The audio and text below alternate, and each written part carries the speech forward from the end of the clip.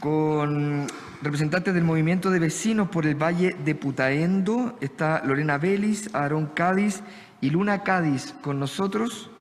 Muchas gracias. Les saludamos desde el Valle de Putaendo, Putaendo sin mineras. Nosotros somos una zona de sacrificio en proyección y vamos a compartir esta presentación que se llama Ley de Donaciones Culturales, Privatización de la Cultura y Usurpación de la Identidad y el Territorio. La agrupación Vecinos en Movimiento por el Valle de Putaendo les saluda, agradece también el trabajo de la Convención Constituyente y junto a 50 agrupaciones sociales, culturales, ambientales de toda la región y el país, nos presentamos ante esta Comisión de Saberes y Patrimonio de la Convención Constituyente para solicitar que en la nueva Constitución se derogue la Ley de Donaciones Culturales tal como la conocemos hoy en día. ¿Por qué? Porque según define el propio Ministerio de las Culturas, a través de su sitio donacionesculturales.gov.cl, dicha ley es una franquicia tributaria que promueve la inversión privada en proyectos culturales, artísticos o patrimoniales, y es un complemento a los mecanismos de financiamiento que ofrece el Estado con el objeto de facilitar el acceso a los ciudadanos a los bienes y o servicios culturales.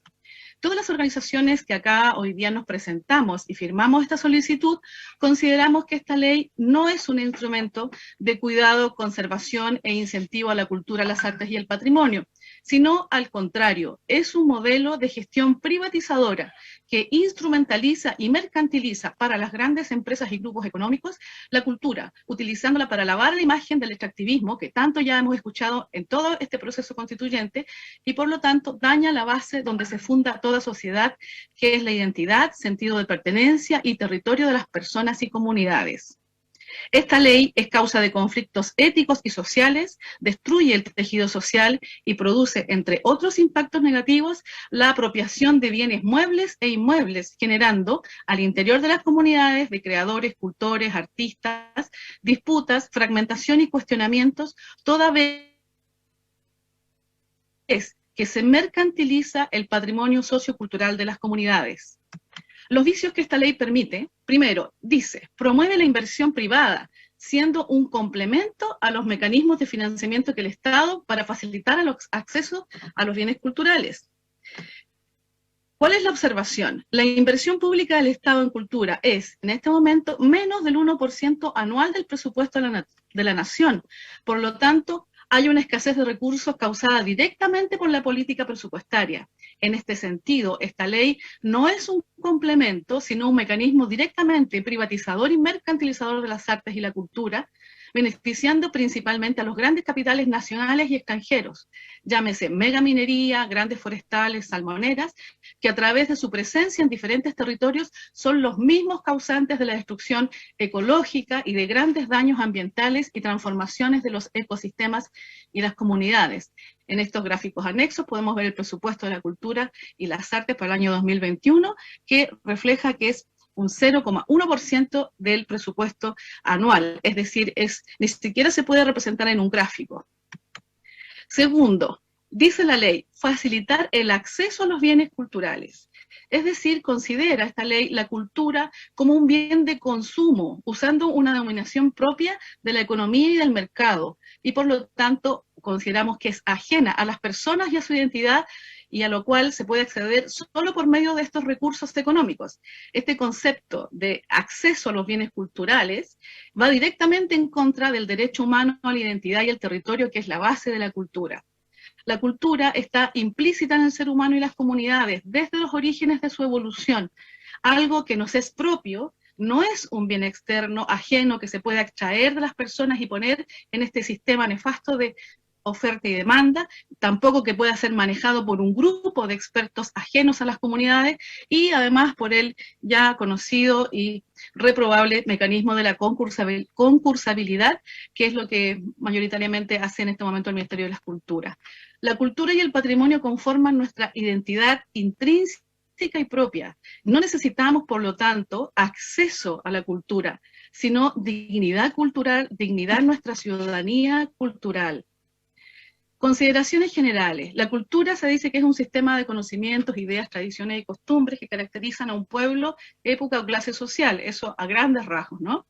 Por lo tanto, nosotros consideramos que definir una política pública como la posibilidad de acceso a un bien o servicio supone desde ya partir de una carencia de parte de los sujetos que se convierten en beneficiarios, como que nosotros tenemos una necesidad de adquirir algo que no tenemos y que nos es ajeno, y además supone a un otro benefactor superior que vulnera este concepto, la autonomía, la autodeterminación, la identidad y pervivencia de las personas. Esta idea de donación surge de la evolución de la palabra caridad y de la propuesta de caridad de estos benefactores, que son conceptos profundamente lejanos a la dignidad de las personas y a este nuevo pacto social que todos queremos contribuir a construir.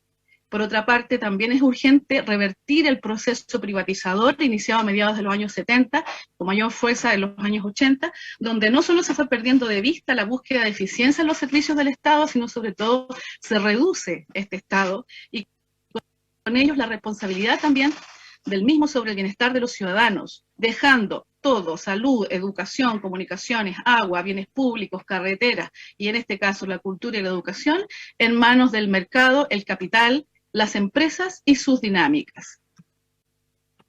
Y aquí hay un texto de Bacarto y otros con un libro extenso que se llama 30 años de política neoliberal en Chile, la privatización de los servicios públicos y su impacto sobre las condiciones de vida y la democracia, de la Fundación Nodo 21, donde refiere en todo el libro y en todo este texto sobre el tema de la tercerización de la economía, el fuerte sello extractivista y degradador del medio ambiente, así como el sector financiero de los servicios que se convierten en los principales accionistas de la sociedad. Las consecuencias e impactos que vemos nosotros en esta ley de donaciones. Este modelo privatizador para el caso de educación y cultura tiene a nuestro juicio por lo menos dos impactos. Uno, las empresas de gran envergadura llamadas extractivistas, ya mencionadas, forestal, minería, megaminería, agricultura intensiva, salmoneras, etcétera, destruyen los ecosistemas y vulneran los derechos básicos de las personas a vivir en un medio ambiente saludable y libre de contaminación. Y por otro, y paralelamente, financian programas culturales, restauran patrimonio y con ello lavan la imagen de esas mismas empresas bajo la consigna falsa de responsabilidad social empresarial, que no es otra cosa que un mecanismo para condicionar y evitar que las autoridades locales, los agentes locales, sociales y culturales, es decir, la opinión pública, supervise, vigile, denuncie o se oponga a las actividades de estas megaempresas, especialmente cuando dañan y transforman el medio ambiente. Un caso emblemático, BHP Billington, que es el principal financista de la Fundación Teatro Amil.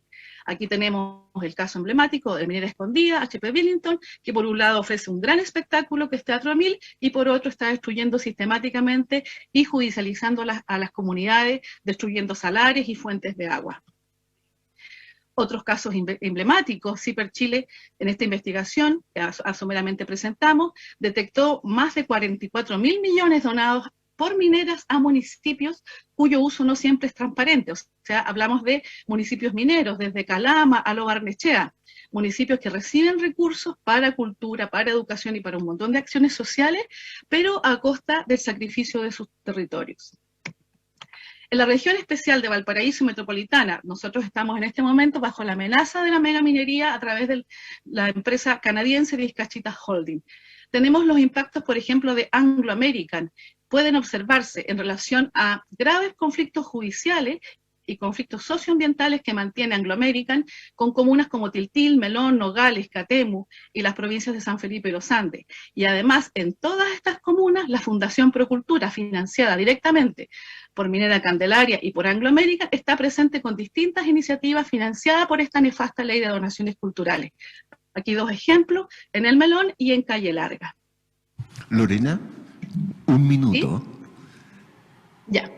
Los daños al patrimonio cultural nacional de la megaminería, tenemos aquí el caso de Andacollo, ¿no?, que es patrimonio inmaterial de la humanidad a través también de sus bailes chinos y de su práctica que es prehispánica, arqueológica. Lo vemos con este mapa horroroso, con los reclaves encima de su catedral, de su iglesia, y al lado de su población, explotando las las piscinas de lixiviación contaminantes y los más grandes índices de cáncer. Otros impactos de la privatización y tercerización de la cultura ha sido esta reducción del Estado frente a los capitales privados, que incorpora la gestión pública y los servicios culturales a distintas empresas, productoras, consultoras, que se hacen cargo no solo de los razonables aspectos técnicos, sino también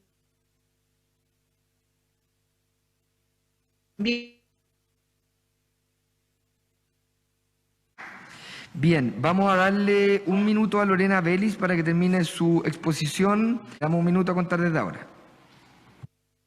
Muchas gracias. Agregar, tal como decía la presentación que dejamos acá, creemos que lo que hay que hacer es que el Estado reciba los impuestos directamente, que las empresas que más contaminan y dañan paguen impuestos muy altos y que se fortalezca el Estado cultural a través de funcionarios, de personal, que sea estable, que le dé también garantía de trabajo a los artistas, cultores y gestores, y que, tal como se dijo recién, se escucha en los territorios y no se use la cultura, el patrimonio, como en este momento que tenemos en los Andes, la casa de Gabriela Mistral, donde ella escribió Los sonetos de la muerte, en manos de los capitales de la megaminería a través de la Fundación Procultura.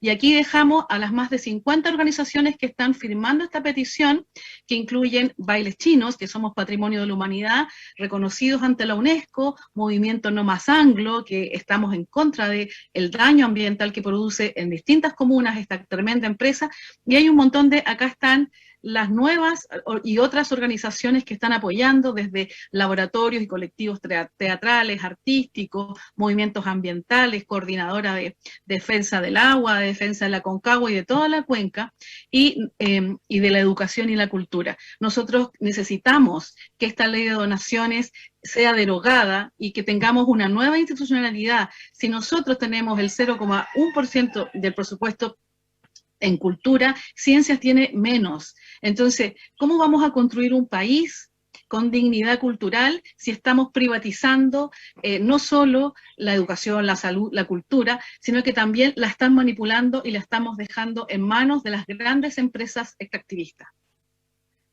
Eso quisiera comentar y decir a nombre de todas nuestras organizaciones.